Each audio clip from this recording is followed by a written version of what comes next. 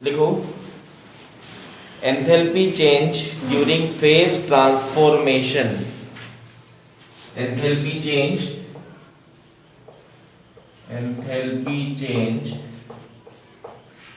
During phase transformation. इधर enthalpy change during phase transformation. Enthalpy change during phase transformation. चलो भाई, phase transformation का मतलब होता है कि सॉलिड से लिक्विड, लिक्विड से गैस, गैस से सॉलिड। ठीक है, यानी कि स्टेट चेंज करने में जो एंथैल्पी चेंज होता है उसको हम enthalpy change during phase transformation बोलते हैं। ठीक है, ये वेरियस टाइप का होता है। तो लिख रहा हूं मैं कितने टाइप का है, सारे एक साथ ही लिखेंगे ऊपर। बढ़ाते जाओ बढ़ाते जाओ, क्योंकि मैं इसमें कुछ लिखवाऊंगा नहीं। Enthalpy of fusion,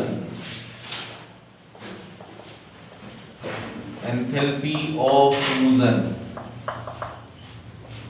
delta H F U S कर देना। Enthalpy of fusion, enthalpy of fusion. ठीक है, एंथैल्पी ऑफ फ्यूजन क्या होता है? 1 मोल सॉलिड को लिक्विड में कन्वर्ट करना है, तो जो एनर्जी लगेगी उसको क्या बोलेंगे? Enthalpy of fusion. ठीक है, तो जैसे आई से यानी कि वाटर। ठीक है, वाटर कौन सी स्टेट में है? सॉलिड स्टेट में। तो अपन H2O सॉलिड लिख देते हैं। कितना होना चाहिए? 1 मोल सॉलिड। किसमें कन्वर्ट करना है? लिक्विड में। तो जो एनर्जी लगेगी उसको हम एंथैल्पी ऑफ फ्यूजन कहेंगे। तो डेल्टा H फ्यूजन जो होता है इस रिएक्शन के लिए वो होता है, एनर्जी लगेगी मतलब एनर्जी किसमें आएगी? पॉजिटिव में, 6 किलो जूल। ठीक है, this is enthalpy of fusion. तो डेफिनेशन लिखने की जरूरत नहीं है। Conversion of 1 mole of solid into liquid, this is called enthalpy of fusion. ठीक है,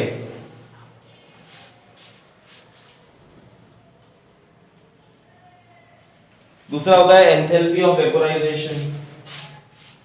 यहां लिखते हैं एंथैल्पी ऑफ वेपोराइजेशन, इसको डेल्टा एच VAP डॉट लिख देते हैं। 1 मोल लिक्विड को गैस में कन्वर्ट करना है, यानी वेपर में कन्वर्ट करना है। जो एनर्जी लगेगी उसको क्या बोलेंगे? Enthalpy of vaporisation. ठीक है, यानी H2O लिक्विड है, उसको कन्वर्ट करना है H2O गैस पर। कितना होना चाहिए? 1 मोल। इसके लिए एंथैल्पी ऑफ वेपोराइजेशन होता है प्लस 40.6 किलो जूल पर मोल। और लास्ट होता है एंथैल्पी ऑफ सब्लिमेशन।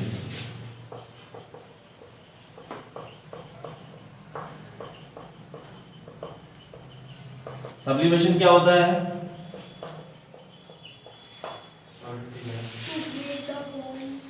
ठीक है, सॉलिड से सीधे गैस में कन्वर्ट होना। ठीक है, ज्यादा नहीं बोलेंगे सब्लिमेशन के बारे में, टेस्ट का क्वेश्चन है।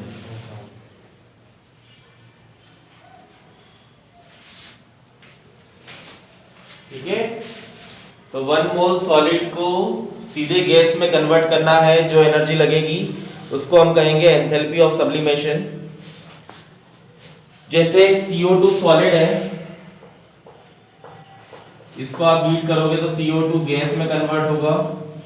जो डेल्टा H होगा this is plus 25.2 kilo joule per मोल।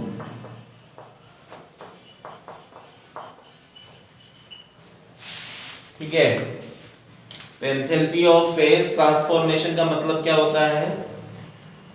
1 मोल कोई भी सब्सटेंस है, उसका स्टेट चेंज करना है आपको, तो जो एनर्जी लगेगी उसको हम क्या बोलेंगे? Enthalpy of phase transformation. जो 3 टाइप की होती है, पहला enthalpy of fusion, enthalpy of vaporisation, enthalpy of sublimation. CO2 solid में बेटा CO2 जो होता है ना, जब उसको लिक्विफाइड करने की कोशिश करते हैं तो लिक्विड तो नहीं बनता पर वो सॉलिड बनता है, इसको ड्राई आइस कहा जाता है। बचपन में नहीं पढ़े? मास्क लगाओ। Dry ice solid carbon dioxide को कहते हैं, ठीक है। हीट करोगे तो सीधे गैस में कन्वर्ट होगी। सर ड्राई आइस का यूज क्या होता है? ड्राई आइस से कोई यूज नहीं, ठीक है। ड्राई आइस का स्पेसिफिक कोई यूज नहीं है।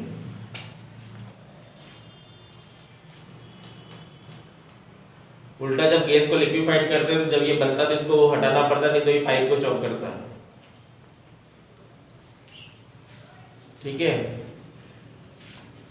इसके अलावा कैम्फर भी है, कैम्फर को हीट करोगे तो सॉलिड से सीधे किसमें कन्वर्ट होगा? गैस में। नेफ्थलीन बोल्स है सॉलिड से सीधे गैस में, ठीक है। तो ये एंथैल्पी ऑफ फेज ट्रांसफॉर्मेशन है, इसमें कोई डाउट है? देख लिया? तो देखो हमने बहुत सारी एंथैल्पी पढ़ ली, एक बार मैं रिवाइज करवा दूं, आप लोग ध्यान सुनो क्योंकि आगे आपको इसी जो डेफिनेशन है उस पे ही क्वेश्चन करना है, ठीक है। पहला क्या है, हम लोगों ने पहला पढ़ा था enthalpy of formation. Enthalpy of formation क्या होता है? 1 मोल कोई सब्सटेंस बनाना है, उसके मेजर कंस्टिट्यूएंट पार्टिकल से तो जो भी एनर्जी चेंज होगा उसको हम एंथैल्पी ऑफ फॉर्मेशन कहेंगे। किसी भी एनर्जी को स्टैंडर्ड तब कहा जाता है जब प्रेशर 1 बार और टेम्परेचर 298 केल्विन हो, क्लियर है? उस कंडीशन में उसको क्या बोला जाएगा? स्टैंडर्ड। फिर एंथैल्पी ऑफ फॉर्मेशन के बाद हमने एंथैल्पी ऑफ कंबशन पढ़ा। 1 मोल की सब्सटेंस को कंप्लीटली कंबस्ट करना है, फाइनल प्रोडक्ट CO2 H2 बनना चाहिए, क्या कहलाएगा? एंथैल्पी ऑफ कंबशन, ठीक है। फिर हमने पढ़ा enthalpy of neutralization. 1 gram equivalent acid जब 1 ग्राम इक्विवेलेंट बेस के साथ रिएक्ट करता है तो सॉल्ट और वाटर बनता है, इस रिएक्शन को हम क्या बोलते हैं? एंथैल्पी ऑफ न्यूट्रलाइजेशन, ठीक है। उसके बाद पढ़ा हम लोगों ने enthalpy of solution. 1 mole solid को इतने वाटर में डिसॉल्व करते हैं कि और वाटर मिक्स करने पर उसकी एनर्जी में कोई चेंज नहीं हो, तो जो एनर्जी रिलीज होगी उसको हम बोलेंगे एंथैल्पी ऑफ सॉल्यूशन। और उसके बाद हम लोगों ने पढ़ा था एंथैल्पी ऑफ हाइड्रेशन। जब 1 मोल सॉलिड जो होता है वो एक लिमिटेड अमाउंट ऑफ वाटर के साथ रिएक्ट करके कंपाउंड बनाता है, उसको हम क्या बोलेंगे? एंथैल्पी ऑफ हाइड्रेशन, ठीक है। उसके बाद पढ़ा हमने एंथैल्पी ऑफ फेज ट्रांसफॉर्मेशन जिसमें 3 एंथैल्पी हैं। Enthalpy of fusion, 1 mole solid को लिक्विड में कन्वर्ट करना है। Enthalpy of vaporisation, 1 mole liquid को वेपर में कन्वर्ट करना है। Enthalpy of sublimation, 1 mole solid को सीधे गैस में कन्वर्ट करना है, क्लियर है? अब हेडिंग डालो Hess law of constant heat summation. Hess law of constant heat summation, Hess law of constant heat summation.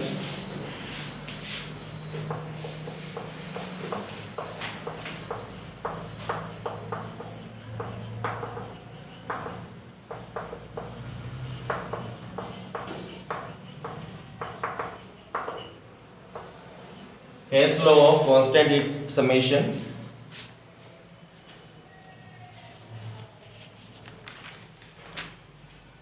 चलो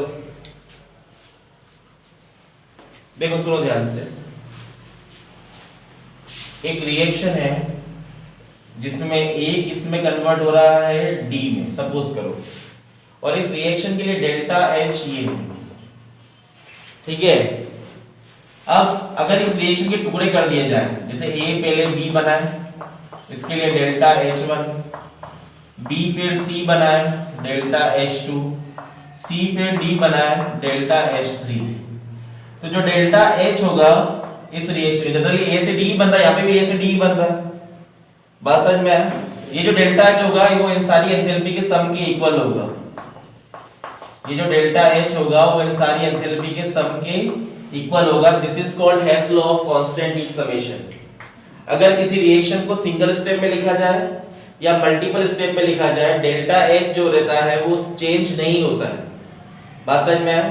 डेल्टा H क्या होगा? उसके जितने स्टेप होंगे उनके सम के इक्वल होगा। इसी को क्या बोलेंगे? Constant heat summation. समेशन का मतलब ही प्लस होता है, बात समझ में आया? ठीक है। तो अगर किसी रिएक्शन को एक स्टेप में लिखो या मल्टीपल स्टेप में लिखो, उसका डेल्टा एच जो होता है वो चेंज नहीं होता है। उसका डेल्टा एच क्या होगा, जितने भी स्टेप हैं उन सब के सम के इक्वल होगा। क्लियर है? तो write down the definition. The standard enthalpy of reaction, the standard enthalpy of reaction, the standard enthalpy of reaction is the sum of, is the algebraic sum of, is the sum of नहीं लिखना, is the algebraic sum of, algebraic sum of the standard enthalpy of reaction. The standard enthalpy of reaction is the sum, is the algebraic sum of standard enthalpy of reaction into which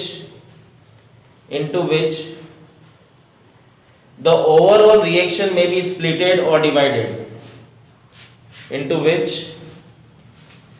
the overall reaction may be splitted or divided.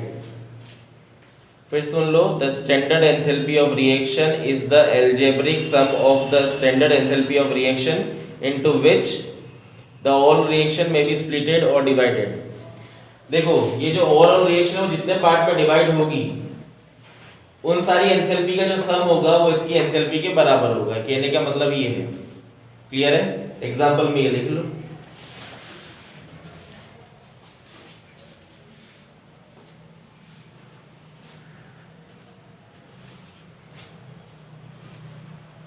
पढ़ रही थी कौन?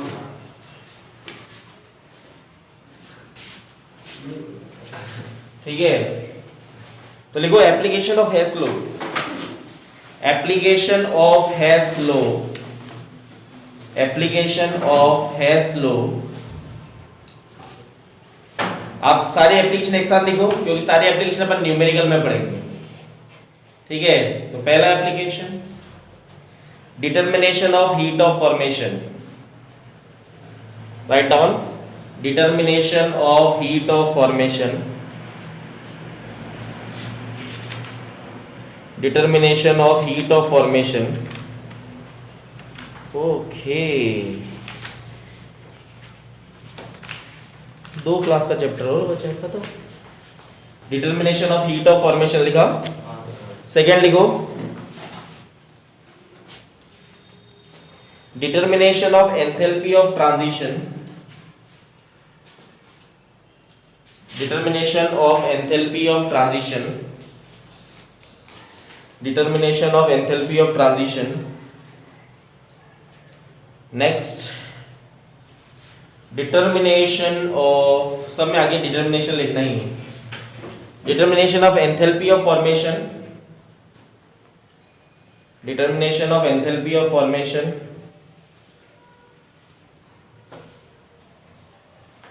Determination of enthalpy of formation. Next, वापिस वही लिखो, determination of standard heat of reaction. Third वाली repeat कर दो। Determination of enthalpy of, तो देखो बच्चों फिर सुन लो क्या क्या बोला। Determination of heat of formation, determination of enthalpy of transition, determination of enthalpy of hydration, determination of standard heat of reaction।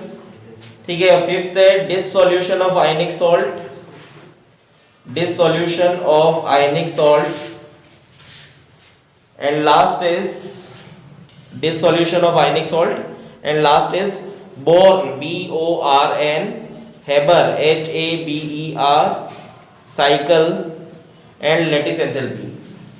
Born, Haber cycle and lattice enthalpy। लिख लिया कि नहीं लिखा ये बताओ। अरे हाँ या ना तो बोल दो। शाबाश। चलो, right down the first question. ठीक है, और अगर एग्जाम में इसका क्वेश्चन आएगा ना तो आप अपने आप को लक्की समझना कि हाँ, तो कॉम्पिटिटिव एग्जाम में आया तो और लक्की समझना। गिफ्ट के नंबर प्लस माइनस करके आपका आंसर आ जाएगा, ज्यादा मेहनत नहीं करनी। ठीक है, ऐसे तो क्वेश्चन ओरल हो जाएंगे इसके, पर बिना मेथड के टीचर नंबर नहीं देगी, इसलिए मेथड से करेंगे। तो लिखो पहला सवाल, एनसीईआरटी टेक्स्ट बुक का है।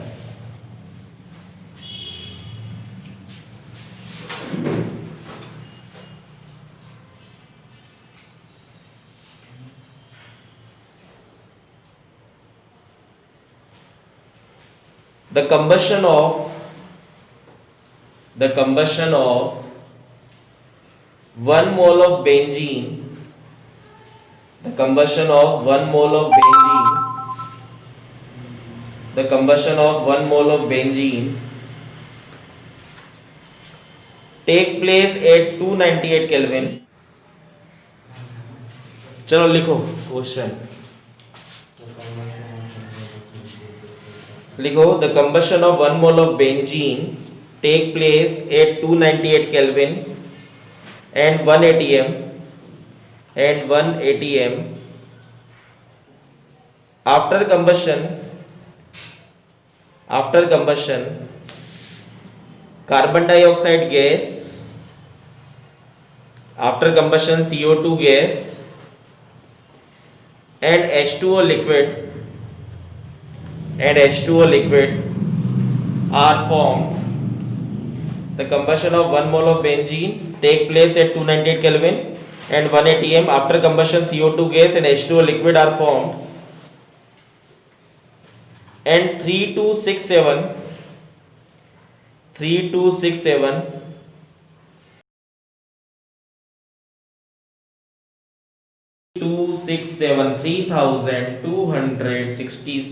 kilojoule of heat is liberated.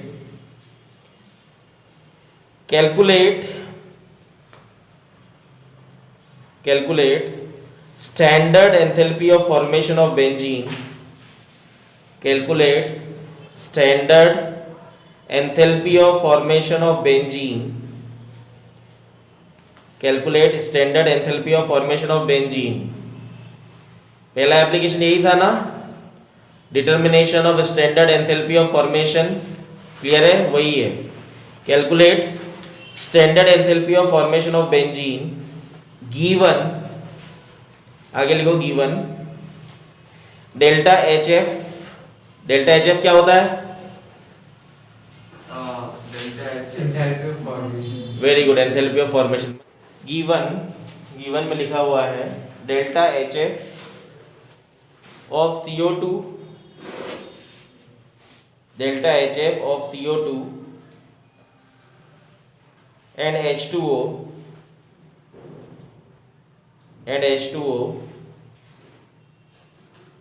are minus 393.5 kilojoule per mole, minus 393.5 kilojoule per mole and minus 285.83 kilojoule per mole, minus 285.83 kilojoule per mole respectively।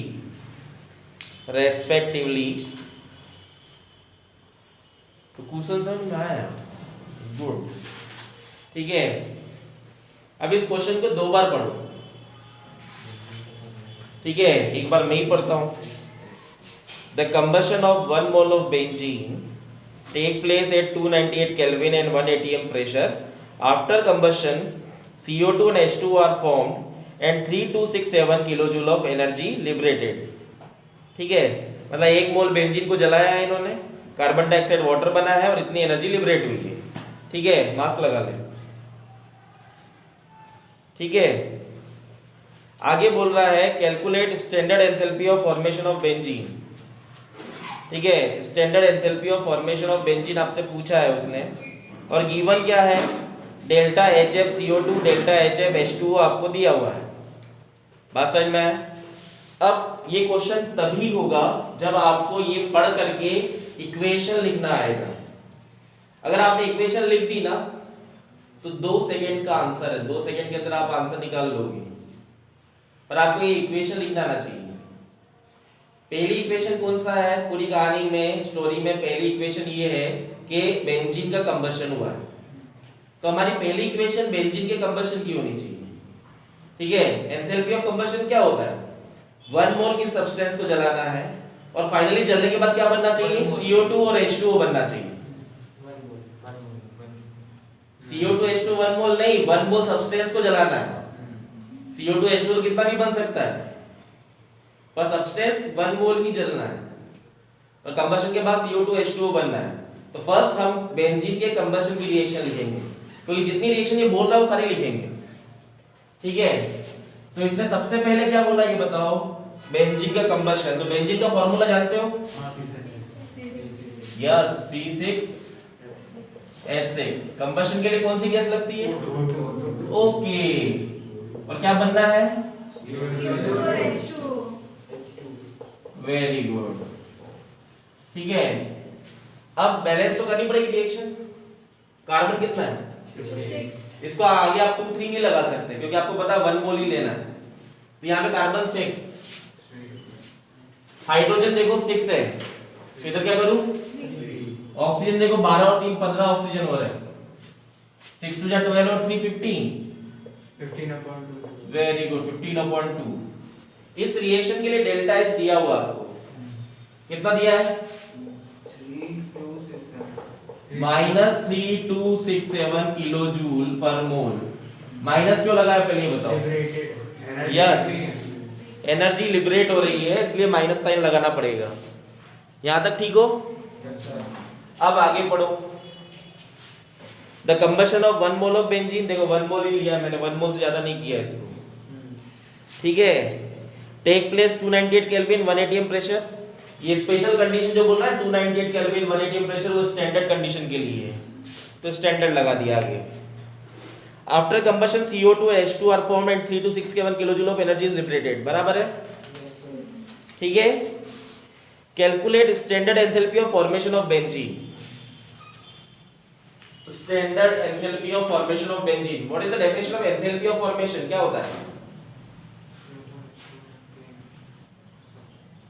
Enthalpy of formation? क्या होता है सर? रिएक्टेंट 1 मोल ही होना चाहिए। नहीं sir, जो product बनने वाला है उसके वो जिनसे बनता है वो चाहिए। एंथैल्पी ऑफ फॉर्मेशन का मतलब होता है 1 मोल कोई सब्सटेंस बनाना है उसके मेजर कंस्टिट्यूएंट पार्टिकल से। ठीक है, अब enthalpy of formation of benzene मतलब हमें बेंजीन बनाना है। कितना बनाना है? 1 मोल। 1 मोल से ज्यादा भी नहीं होना चाहिए, कम भी नहीं होना चाहिए। और किससे बनाना है? कार्बन और हाइड्रोजन से, जिससे ये बना है।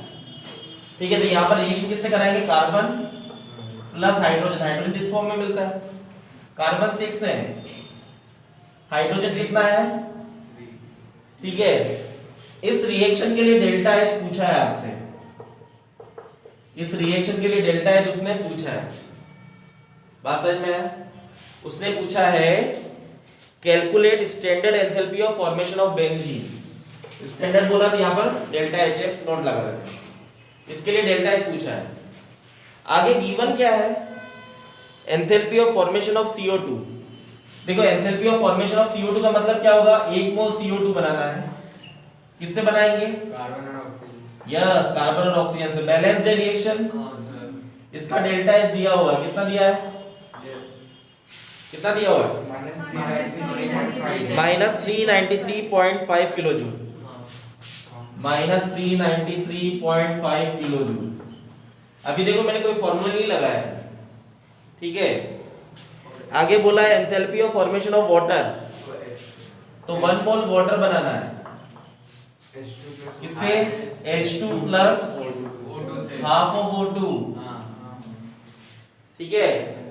इसके आगे में 2 नहीं लगा सकता। डेल्टा H कितना कितना दिया हुआ इसका?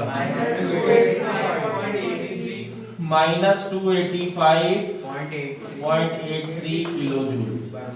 अब देखो एक इक्वेशन ये है, इक्वेशन 1 के दो इसको, एक इक्वेशन हमारी ये, इसको इक्वेशन 2 और इसको इक्वेशन 3 के दो, बराबर। इन 3 इक्वेशन का यूज करके ये इक्वेशन लानी है। आप इक्वेशन को इनटू करो, डिवाइड करो, प्लस करो, माइनस करो, जो आपके मन में आए करो, लेकिन इन 3 इक्वेशन से ये इक्वेशन लानी है। अब देखो लड़ाई झगड़ा नहीं करना, बहुत आसान है, अपने आप हो जाएगा, बहुत इजी है। अब मुझे बताओ इसको चाहिए कार्बन, तीनों में से कौन सी इक्वेशन कार्बन देगी लेफ्ट हैंड साइड में? सेकंड कार्बन चाहिए ना, कार्बन, अकेला कार्बन, अकेला दिख रहा है ना, ठीक है, क्योंकि मूर्खों जैसी बातें मत करना। यहाँ पर देखो, यहाँ के कार्बन दिख रहा है अकेला, नहीं सर। यहाँ दिख रहा है, हाँ। यहाँ दिख रहा है, नहीं। ठीक है, तो कार्बन दिख रहा है हमें यहाँ पे सेकंड इक्वेशन में। कितने कार्बन चाहिए? तो इस इक्वेशन को 6 से इंटू कर दो, 6 कार्बन तो मिल जाएंगे, ठीक है। तो देखो मैं यहाँ क्या कर रहा हूँ, इक्वेशन 2 इंटू 6 क्यों किया समझ में आया? हाँ सर। क्योंकि मुझे इस इक्वेशन के लिए 6 कार्बन चाहिए और 6 कार्बन मुझे सेकंड इक्वेशन से मिलेंगे। अब मुझे बताओ, मुझे हाइड्रोजन चाहिए H2, ठीक है, थर्ड। फिर अच्छा। कितने H2 चाहिए? 3 क्या करूं? 3 इंटू कर दो। और दोनों एक ही साइड चाहिए, इसलिए इन दोनों इक्वेशन को प्लस करना पड़ेगा। मैथ्स बोलती है, मैं नहीं बोलता है, हाँ सर। ठीक है।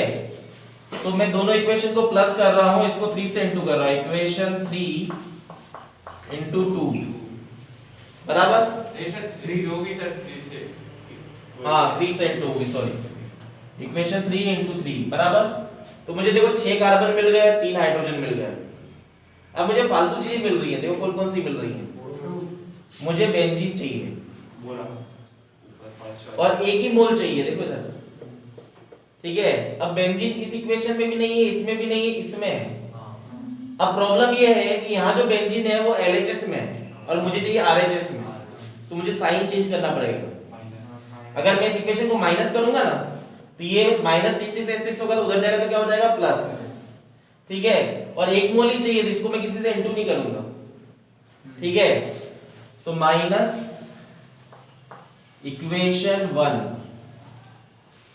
क्लियर है।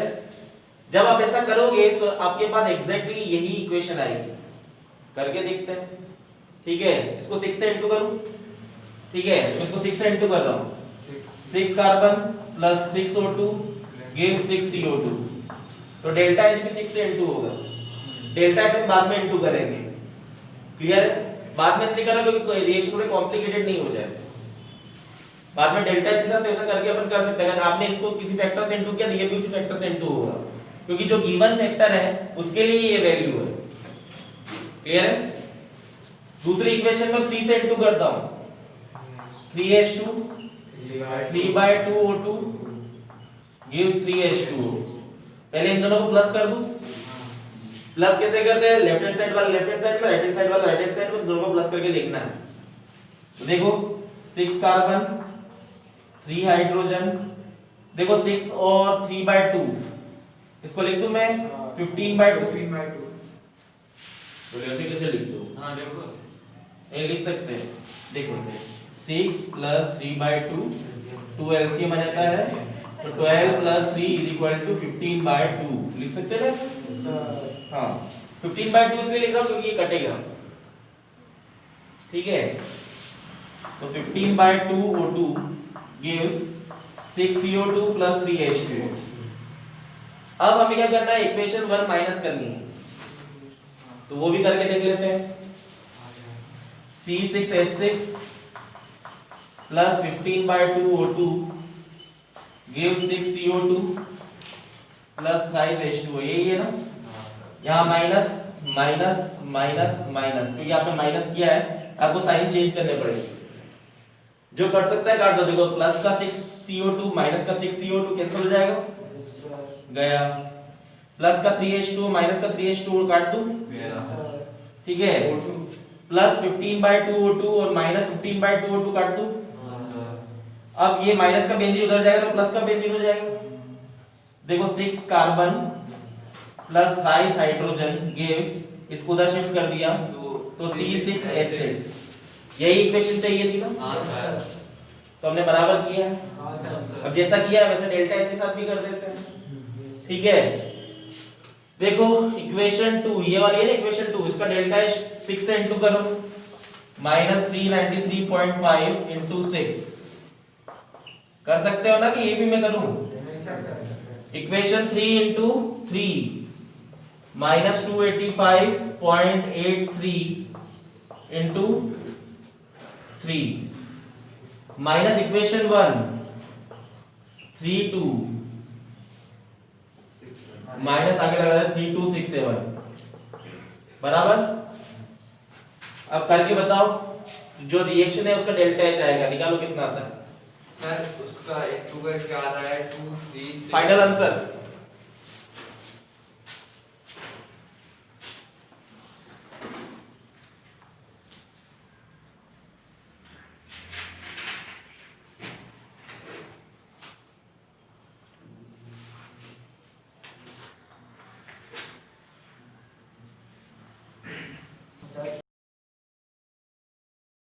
is delta H naught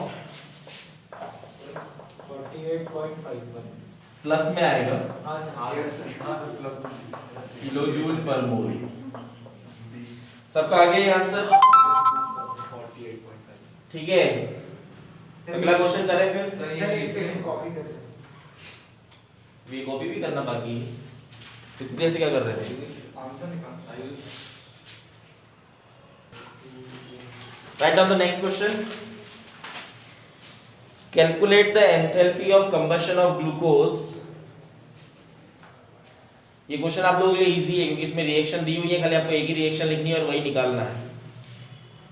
तो calculate the enthalpy of combustion of glucose from the following data. Calculate the enthalpy of combustion of glucose from the following data. आप मुझे बताओ enthalpy of combustion of glucose कैसे लिखोगे। C6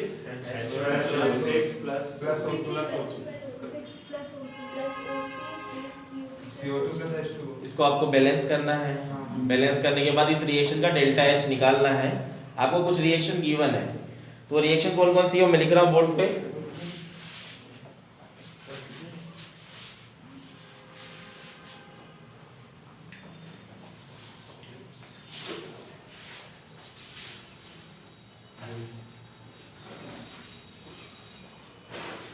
ठीक है, वो reaction है carbon plus oxygen give CO2। Carbon plus oxygen give CO2। इस रिएक्शन का डेल्टा एच गिवन है। अब मैं सॉलिड लिक्विड गैस में लिख रहा हूं -395 किलो जूल। पर सॉलिड लिक्विड गैस आपको काम में आएगा जब फेज ट्रांजिशन के लिए डेल्टा एच निकलवाएगा। ठीक है, H2 plus half of O2 gives H2O। इसके लिए डेल्टा एच गिवन है -269.4 किलो जूल और आगे माइनस है शायद से। यस, और एक दिया हुआ है 6 carbon plus 6 hydrogen plus 3O2 gives C6H12O6। ठीक है, इस रिएक्शन का डेल्टा एच गिवन है 1169.8 किलो जूल।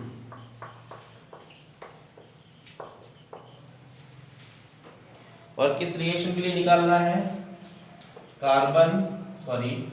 बेंजीन का कंबशन है। फाइनली क्या बनेगा CO2 और H2O। 6 का 12 हाइड्रोजन इधर 6 से इंटू करना। ठीक है, ऑक्सीजन 12 और 6 18 है, 6 तो हो गए, 12 और बचे बराबर। इस रिएक्शन के लिए डेल्टा एच निकालना है और आपको इस तीनों इक्वेशन का यूज करना है। इसको आप इक्वेशन नंबर 1 के दो, इक्वेशन 2, इक्वेशन 3। शुरू हो जाओ।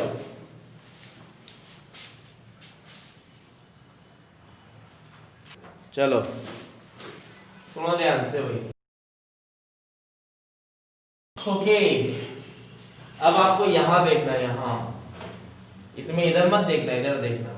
कार्बन डाइऑक्साइड कितने चाहिए 6 कार्बन डाइऑक्साइड इन तीनों इक्वेशन में से कौन देगा ये into 6 है ना कितने कार्बन डाइऑक्साइड चाहिए 6 कार्बन डाइऑक्साइड तो ये दे सकता है तो अपन एक काम करते हैं इक्वेशन 1 into 6 into 6 बराबर इस साइड से अब है इस साइड से इसलिए देगा कार्बन ऑक्सीजन हाइड्रोजन ये तो चाहिए ही नहीं इसको इस साइड से क्या चाहिए बेंजीन बेंजीन इधर इधर चाहिए इसको समझ में आया ना ये ना बेंजीन ये इधर चाहिए सर ये तो ग्लूकोज है ना ये तो ग्लूकोज है। बेंजीन नहीं ग्लूकोज सॉरी ठीक है देखो हमने इक्वेशन 1 into 6 किया वाटर चाहिए 6 तो इसके लिए भी इस इक्वेशन को 6 से इंटू कर दो तो इक्वेशन 2 into 6 बराबर अब ग्लूकोज हमें चाहिए लेफ्ट हैंड साइड में दिया राइट हैंड साइड में क्या करें माइनस इक्वेशन 3 हाँ माइनस इक्वेशन 3 अब देखो बच्चों अपने आप बाकी सब बैलेंस आएंगे अपने आप सब क्या आएंगे बैलेंस चाहो तो करके देख लो जो आपने किया है फर्स्ट को 6 से into 6c plus 6o2 gives 6co2 बराबर सेकेंड इक्वेशन को 6 से into 6h2 plus 3o2 gives 6h2o ठीक है दोनों को प्लस करो तो ये 9o2 हो गया ठीक है यहाँ पर 6 carbon 6 hydrogen plus 9o2 gives 6co2 plus 6h2o हाँ बोलो इक्वेशन 1 2 को प्लस कर दिया हमने 3 को माइनस करते हैं देखो 3 को माइनस करते हैं 6 carbon plus 6 hydrogen plus 3o2 gives C6H12O6 minus minus minus minus बराबर 6 कार्बन कैंसिल 6 हाइड्रोजन भी कैंसिल ये बेंजीन इधर आएगा 9 में से 3O2 के तो कितने बचेंगे 6O2 हाँ बोलो हां सर और ये इधर आ गया यहाँ पे बेंजीन हो गया C6H12O6 gives 6CO2 plus 6H2 यही बचा ना क्या किया हम लोगों ने ये और ये तो कैंसिल हो गया ये और ये भी कैंसिल हो गया ये माइनस का बेंजीन होगा बेंजीन नहीं ग्लूकोज उधर जाएगा तो क्या होगा प्लस का हो जाएगा ठीक है अब देखो इधर हमारे पास ये इक्वेशन आ गई जो हमें लानी थी वैल्यू के साथ भी वैसे ही करते हैं ठीक है 1 into 6 minus 395 into 6 plus sir light on नहीं करी मार के आपने minus 269.4 into 6 ठीक है और फाइनली ये है हमारे पास माइनस और माइनस 1169.8 किलो जूल ठीक है चलो इनटू डिवाइड भी कर देते हैं 6 minus 33 54 54 55 56 57 18 और 2 20 और 23 माइनस ठीक है प्लस माइनस माइनस 6 से इंटू करते हैं 6 4 जा 24 9 6 जा 54 54 और 2 56 36 और 5 41 और 60 या 12 और 4 16 माइनस से माइनस सी रहेगा ये हो गया ये माइनस माइनस प्लस हो गया 1169.8 ठीक है तो प्लस माइनस करना है देखते हैं 2370 1616.4 this is 0.4 6718 639213 3986.4 माइनस 3986.4 और प्लस का ये है 1169.8 ठीक है उसके बाद ये हो गया हमारे पास 559 और ये 6 ठीक है 761 ठीक है 9 में से बन गया तो 8 2 और माइनस का साइन आएगा 1169.8 माइनस 2816.6 किलो जूल ये फाइनल आंसर हाँ लिख लो देख के लिख लो शाबाश अरे लिख लो शर्मा मत उसमें क्या शर्मा write down the numerical on Hess law 2 question कर चुके हैं, 1 क्वेश्चन और करना है।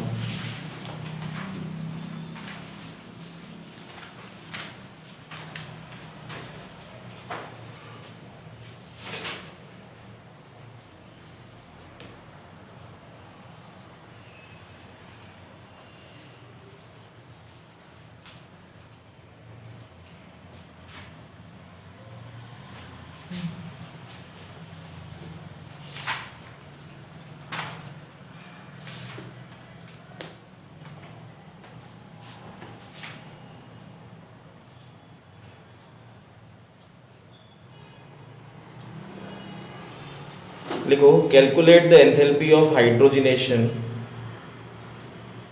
Calculate the enthalpy of hydrogenation, calculate the enthalpy of hydrogenation of ethylene, calculate the enthalpy of hydrogenation of ethylene.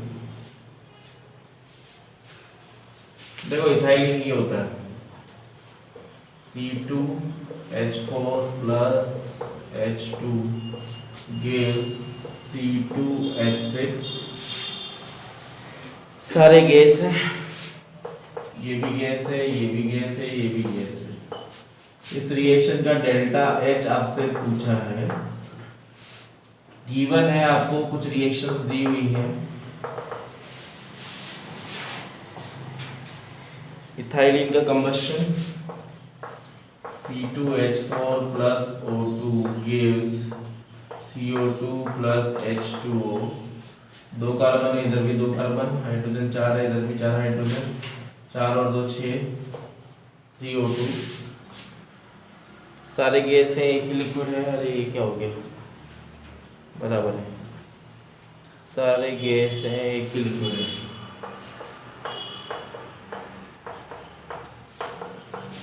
इस रिएक्शन का डेल्टा H गिवन है आपको -1401 किलोजूल मोल इनवर्स।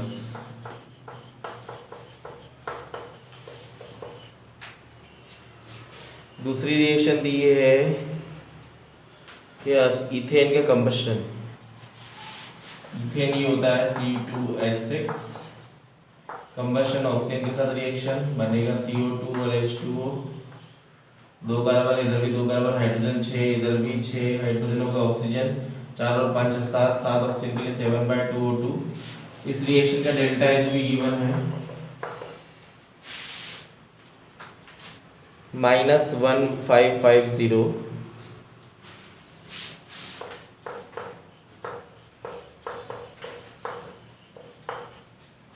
ये भी गैस है, ये भी गैस है, ये भी गैस है, और ये लिक्विड है। ठीक है, हाइड्रोजन, ऑक्सीजन और वाटर का फॉर्मेशन हो रहा है।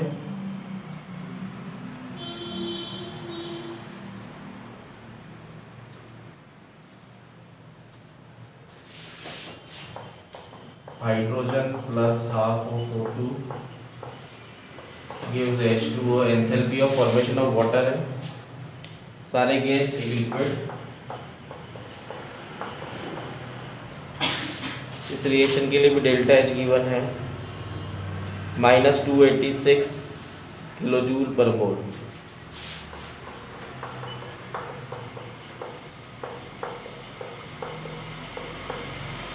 ठीक है, ये 3 रिएक्शन दी है। इस रिएक्शन के लिए डेल्टा H निकालना, निकालो जल्दी से।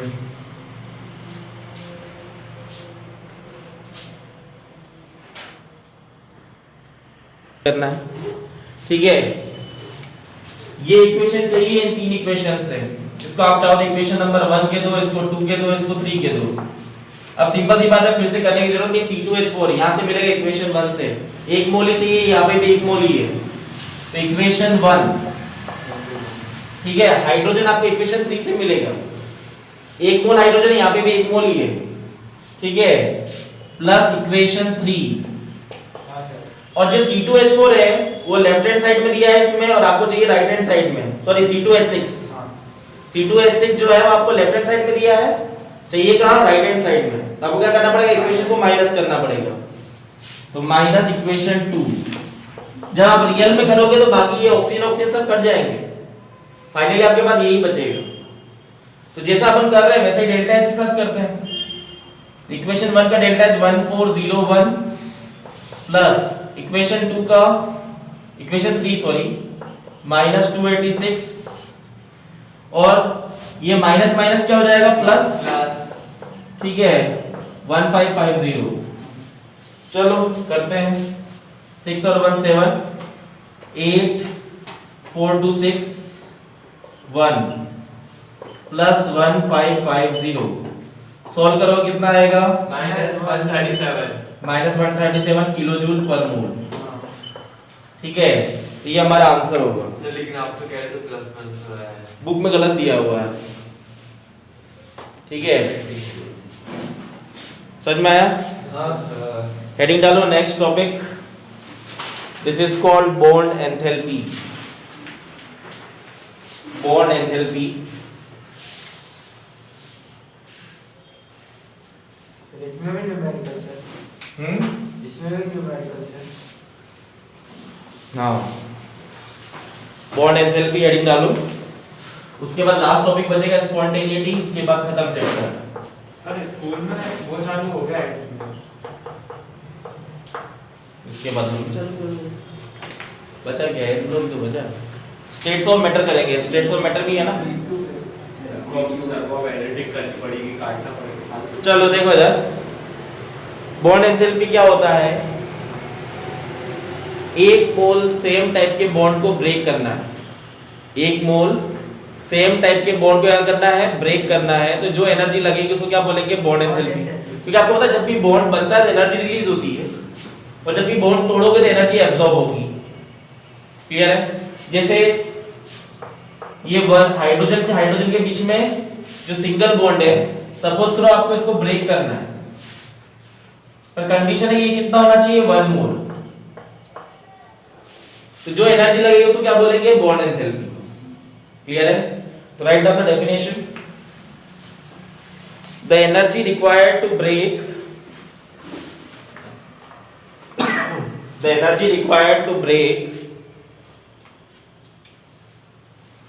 the energy required to break a particular bond, the energy required to break a particular bond in a gaseous molecule, the energy required to break a particular bond in a gaseous molecule is termed as bond dissociation enthalpy. Is termed as bond dissociation enthalpy.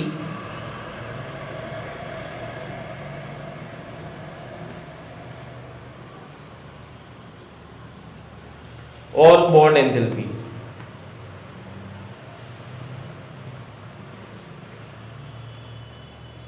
इसको थोड़ा सा correct कर लेना। The energy required to break 1 mole bonds, the energy required to break 1 mole bonds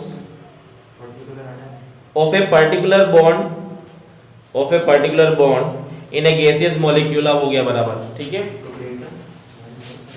The energy required to break 1 mole bond of a particular type in a gaseous molecule is termed as bond dissociation enthalpy और bond enthalpy। Clear है? चलो चलो चलो आगे चलेंगे।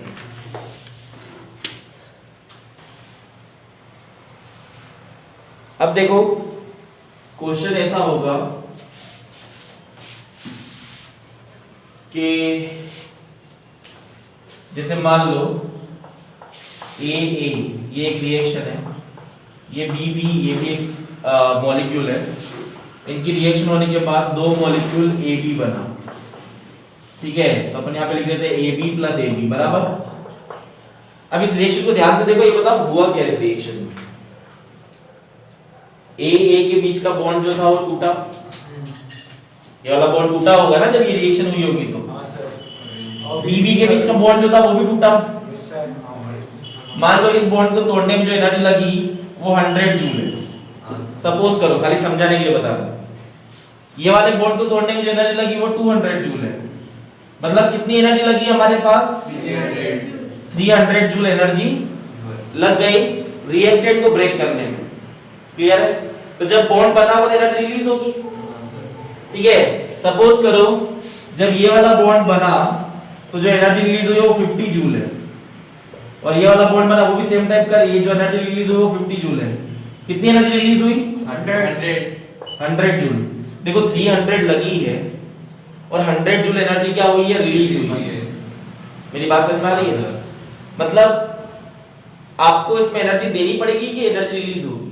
Energy release होगी। Very good. 300 लगे हैं और 100 रुपए वापस आए हैं, तो नुकसान हुआ फायदा हुआ? गधे। 200 रुपए। ठीक है, मतलब 200 जूल एनर्जी हमें और देनी पड़ेगी ना इसको। समझ में आया? तो डेल्टा एच क्या होना चाहिए? पॉजिटिव होना चाहिए कि नहीं होना चाहिए? एंडोथर्मिक रिएक्शन है ये। अरे 300 जूल एनर्जी चाहिए और 100 जूल एनर्जी रिलीज हो रही है, तो ये रिएक्शन, ये जो रिएक्शन है वो 200 जूल एनर्जी और रिक्वायर्ड है ना, उसको चाहिए ना, बाहर रिलीज तो नहीं हो रही ना। ठीक है, अब हम ऐसा करते हैं 100 माइनस 300 करते हैं तो माइनस का 200 आता है, जो गलत इंफॉर्मेशन दे रहा है। एनर्जी रिलीज कहां हो रही है? यहाँ पर उल्टा 200 जूल एब्जॉर्ब होगी। तो जब आपको बॉन्ड एंथैल्पी दी हुई हो तब हम उल्टा करते हैं डेल्टा एच निकालने के लिए। उल्टा क्या करते हैं? Summation of bond enthalpy of reactant minus summation of bond enthalpy of product. उल्टा क्यों किया सर? मैं अगर देखो मैं रिएक्टेंट माइनस प्रोडक्ट करता, 300 माइनस 200 करता, डेल्टा एच कितना आता? सॉरी 300 माइनस 100 का, तो डेल्टा एच कितना था? प्लस का 200। प्लस का मतलब है एनर्जी एब्जॉर्ब होगी, एनर्जी एब्जॉर्ब ही हो रही है इसमें। ठीक है, तो बाकी सारी रिएक्शन में तो हमने क्या लिखा था? Product minus reactant. इसमें रिएक्टेंट माइनस प्रोडक्ट लिख रहे हैं। ऐसे उल्टा क्यों लिखा? उसका रीजन ये है। बात समझ में? ठीक है, तो ये लिख लो, ये फॉर्मूला हो गया हमारा। इससे न्यूमेरिकल करेंगे हम लोग। Write down.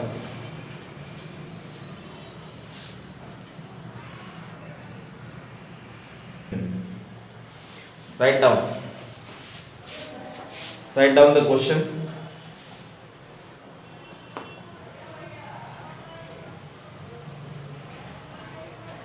Calculate the bond enthalpy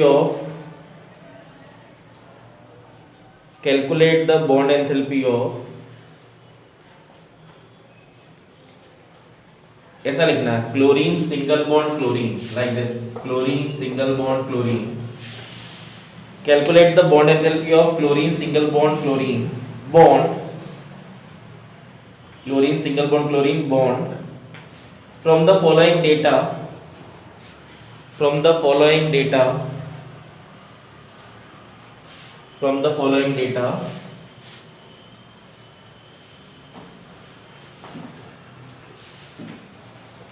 देखो मैं लिख रहा हूं reaction CH4 plus Cl2 gives CH3Cl plus HCl। Delta H जो है इस रिएक्शन के लिए है वो है बच्चों -100.3 किलोजूल, -100.3 किलोजूल। ठीक है, इसके अलावा आपको इन सब की बॉन्ड एंथैल्पी दी हुई है। Carbon hydrogen, carbon chlorine, hydrogen chlorine, इन सब की बॉन्ड एंथैल्पी गिवन है। This is 413 kilojoule. Carbon hydrogen, carbon chlorine है 326 किलोजूल, हाइड्रोजन क्लोरीन है 431 किलोजूल पर मोल। ये भी पर मोल, ये भी पर मोल, ये भी पर मोल। ठीक है,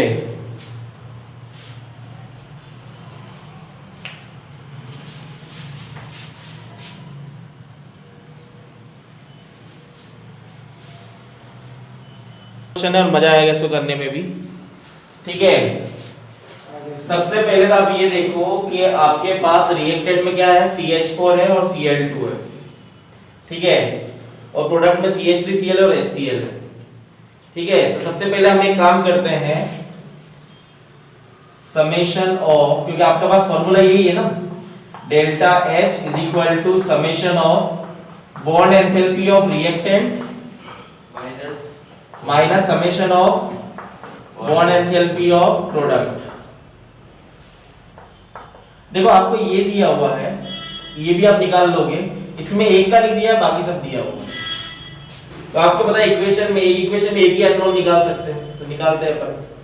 पहले एक काम करते हैं, बॉन्ड एंथैल्पी ऑफ रिएक्टेंट निकालते हैं, ठीक है, summation of bond enthalpy of reactant. अब देखो रिएक्टेंट किससे बना है, CH4। CH4 में आपको पता है स्ट्रक्चर ऐसा होता है, CH H H and then H, बराबर। अब मुझे बताओ इसमें CH बॉन्ड कितने हैं, एक CH बॉन्ड, 2 3 4, तो CH4 में लिख सकता हूं, इसमें 4 CH बॉन्ड है, हाँ सर, ठीक है, प्लस क्लोरीन क्लोरीन बॉन्ड, ठीक है, क्लोरीन क्लोरीन के बीच में एक ही बॉन्ड है, ठीक है, और इसी की बॉन्ड एंथैल्पी हमें निकालनी है, इसी की बॉन्ड एंथैल्पी हमें क्या करनी है, निकालनी है, किसकी, Cl Cl बॉन्ड की, ठीक है, ये दिया है, ये निकालना है। तो देखो summation of bond enthalpy of reactant में क्या आया, CH बॉन्ड की एंथैल्पी कितनी है 413 plus bond enthalpy of chlorine chlorine bond, ये हमें कैलकुलेट करना है, 4 3 जा 12, 1 4 1 जा 4 और 1 5 1632 1652 1652 plus bond enthalpy of chlorine chlorine. देखो summation of bond enthalpy of reactant निकाल लिया, वैसे ही summation of bond enthalpy of product निकालेंगे। डेल्टा H आपके पास है, एक अननोन है, निकल जाएगा, ठीक है। तो वैसे ही अगर आप यहां पे निकालोगे summation of bond enthalpy of product, तो देखो प्रोडक्ट में एक तो CH3Cl है, CH3Cl का स्ट्रक्चर बना हुआ ये ऐसा बनेगा, CH एक और H और एक Cl, बराबर। तो CH बॉन्ड कितने हैं इसमें, और CCl बॉन्ड एक ना, तो इसको ऐसा लिखूं, इसमें 3 तो CH बॉन्ड है प्लस एक CCl बॉन्ड है, बराबर। और ये जो HCl है उसमें हाइड्रोजन क्लोरीन बॉन्ड एक ही है, हाइड्रोजन क्लोरीन बॉन्ड ये था, प्लस इसमें कौन सा बॉन्ड है, एक HCl बॉन्ड है। तो देखो प्रोडक्ट में सारी बॉन्ड एंथैल्पी हो गई, सारे बॉन्ड हो गए, ठीक है। CH बॉन्ड की एंथैल्पी आपको दी हुई है, कितनी है 413 प्लस CCl बॉन्ड की एंथैल्पी दी हुई है 326, HCl की दी हुई है 431, 3 3 9, 3 1 3, 4 3 12 प्लस 326 प्लस 431 प्लस करते 9 और 1 10, 6 16, 1 3 और 1 4, 2 6, 6 और 3 9, 4 5 6 7 8 9, देन 1996 किलो जूल, ठीक है। तो देखो summation of bond enthalpy of product आ गया, summation of bond enthalpy of reactant आ गया, इसको डेल्टा H वाले फार्मूले में पुट कर दें। डेल्टा H कितना दिया हुआ है, डेल्टा H दिया हुआ -100.3 इज इक्वल टू या 1652 plus bond enthalpy of chlorine chlorine bond, ये हमें निकालना है, माइनस 1996, यही करना पड़ेगा ना, इसका सम तो अपन ने निकाल लिया पूरा, ठीक है। सॉल्व करना है, करो जरा जल्दी से इसको, एक काम करो सबको उठा के इधर ले आओ,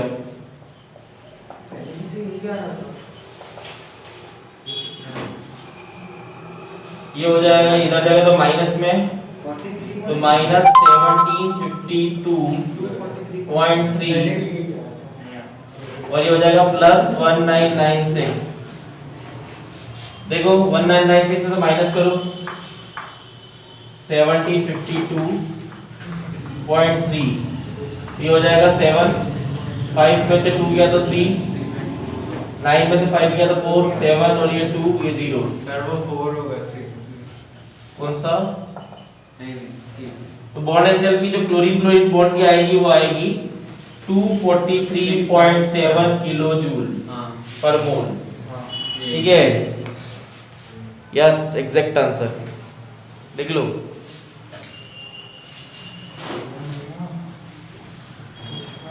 आपने चीटिंग की।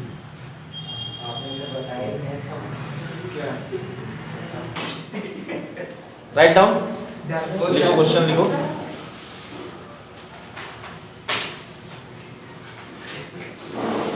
Calculate the enthalpy of hydrogenation. Calculate the enthalpy of hydrogenation of C2H4. Calculate the enthalpy of hydrogenation of C2H4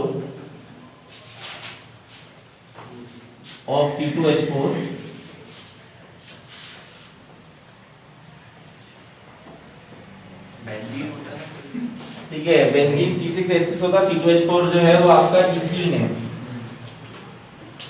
तो ये आपका C2H4 प्लस H2 वो भी गैसियस स्टेट में गिव C2H6, जो अपन ने अभी रिएक्शन लिखी थी। इस रिएक्शन का डेल्टा H आपसे पूछ रहा है, ठीक है। गिवन क्या है, आपको सबकी बॉन्ड एंथैल्पी दी हुई है, ठीक है। एक आपको CH बॉन्ड की एंथैल्पी देगा, C double bond C bond की एंथैल्पी देगा, HH बॉन्ड की एंथैल्पी देगा, और कार्बन कार्बन सिंगल बॉन्ड की एंथैल्पी देगा। तो बॉन्ड एंथैल्पी आपको गिवन है, HH बॉन्ड की है 433 किलो जूल, ठीक है। नेक्स्ट है 615 किलो जूल,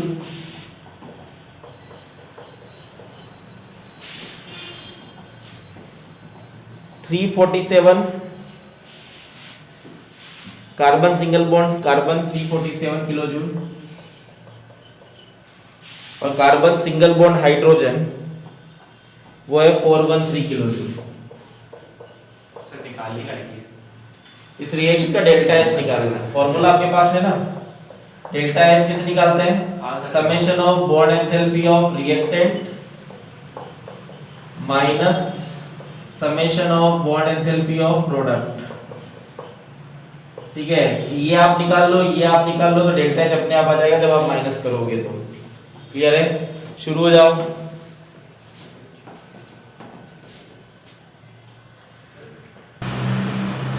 चलो देखो इधर, पहले हम निकालते हैं summation of bond enthalpy of reactant. हाँ बोलो। तो मुझे एक चीज बताओ, रिएक्टेंट में एक तो C2H4 है, तो पहले C2H4 के सारे बॉन्ड देख लेते हैं। इसमें देखो CH bond 1, CH bond 2, CH bond 3, CH bond 4, अभी भी सारे बॉन्ड नहीं टूटे, तो 4 CH बॉन्ड इसके अंदर लिख सकता हूं ऐसा, और एक C double bond C bond है, बराबर, प्लस एक C double bond C bond है। इसके अलावा रिएक्टेंट में हाइड्रोजन भी है, हाइड्रोजन HH एक ही बॉन्ड है, प्लस एक बॉन्ड कौन सा है? HH। इन सारी एनर्जी को पुट करो और सॉल्व करो, तो CH बॉन्ड की एंथैल्पी 4 × 413 प्लस 615 प्लस 433, सॉल्व करोगे तो 4 3 जा 12, 4 1 जा 4 और 1 5, 4 4 जा 16 प्लस 615 प्लस 433, 3 2 5 5 5 10, 3 और 1 4 और 1 5, 5 5 10,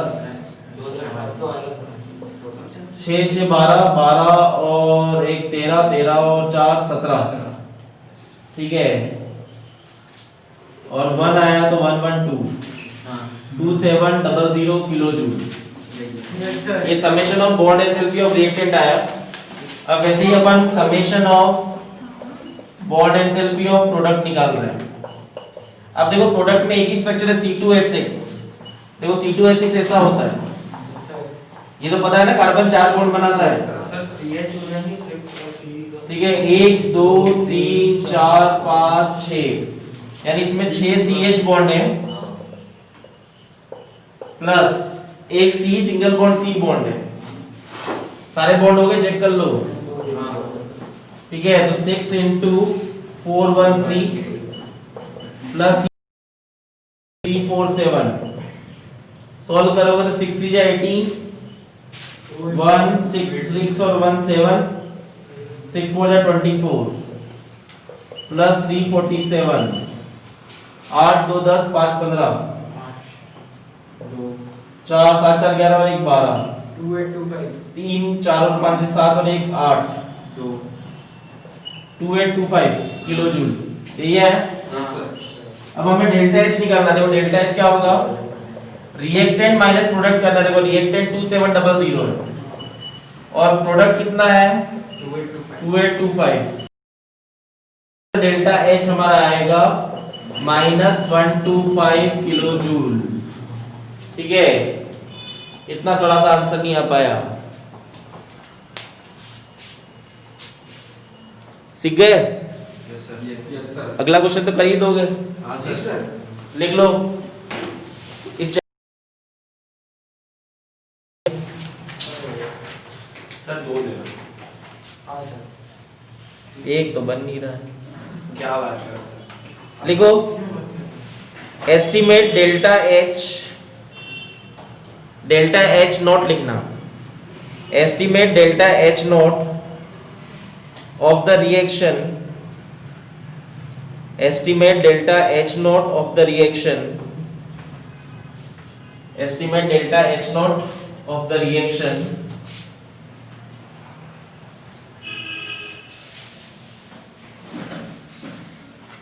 estimate delta H naught of the reaction C3H8 plus O2 gives CO2 or H2O, gives CO2 plus H2O, C3H8 5O2, यहाँ पे 5O2 लिखना है, gives 3CO2 plus 4H2O। ठीक है, सारे गैसियस स्टेट में है।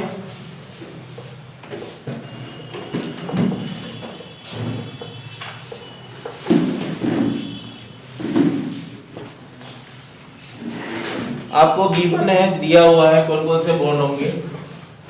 एक CH bond, O double bond O bond, C double bond O bond, HO bond और एक बॉन्ड और बचा होगा C single bond C bond. इन सब की बॉन्ड एंथैल्पी गिवन है 347 इसकी,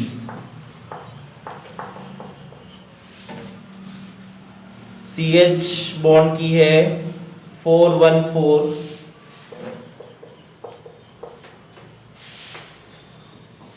CO बॉन्ड की है 741,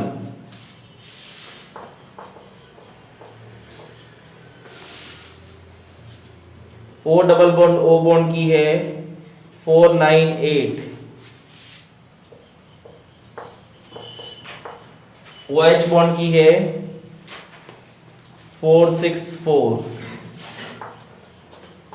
किलो जूल। तो बच्चों ये सबकी बॉन्ड एंथैल्पी गिवन है और ये क्वेश्चन मैं सॉल्व करके बिल्कुल नहीं बताऊंगा, चाहे आपका आंसर आए चाहे नहीं आए। ठीक है, क्योंकि 2 क्वेश्चन मैंने बताए और सेम उसी टाइप का है और कोई C3H8 का स्ट्रक्चर नहीं पूछेगा। 3 कार्बन बनाओ और उनको वैसे जोड़ो कि सबकी वैलेंसी पूरी हो जाए। हाइड्रोजन जोड़ने हैं आपको बाकी के साथ। ठीक है, करो जल्दी से। चलो देख लो भाई, ये भी बता देता हूँ, आखिरी क्वेश्चन सुन लो। बाकी नहीं, अगर ज्यादा तकलीफ हो, अरे इधर देखो, तो आप लोग जो मिस्टेक कर रहे हो बता रहा हूँ। आप एक एक मॉलिक्यूल को पकड़ के चलो, उसकी एनर्जी निकालो, बॉन्ड एंथैल्पी उसकी। C3H8 को पकड़ लो पहले, तो देखो हम निकाल रहे हैं बॉन्ड एंथैल्पी ऑफ C3H8 बराबर। इसकी बॉन्ड एंथैल्पी निकालो। सर इसका आएगा बात नहीं करो, इधर देख लो, 866। आंसर बता दिया ना, -1662 आएगा। ठीक है, वो आ रहा है क्या तेरा, तो शांत बैठना, देख लेना इधर। देखो C3H8 ये होता है 3 कार्बन बराबर। अब देखो हाइड्रोजन कैसे जोड़ने, एक बॉन्ड बना तो बाकी 3 बॉन्ड किससे बनेंगे, हाइड्रोजन से। यहाँ पे देखो हाइड्रोजन, यहाँ पे हाइड्रोजन, काउंट कर लो 8 हाइड्रोजन, 3 2 5 6 7 8। अब मुझे बताओ CH बॉन्ड कितने हैं, कितने इधर देखो ध्यान से, 1 2 3 4 5 6 7 8 CH बॉन्ड है। और देखो C सिंगल बॉन्ड 1 और 2, ये नहीं, ये तो ठीक है, यहाँ पे पॉइंट लगा देता हूं क्योंकि ये कार्बन कार्बन सिंगल बॉन्ड है। तो देखो पूरे C3H8 में 8 CH बॉन्ड है प्लस 2 CC बॉन्ड है। अब इनको प्लस कर दूंगा, ये कर दूंगा, ये इसकी एनर्जी आ जाएगी ना C3H8 की। देखो इधर,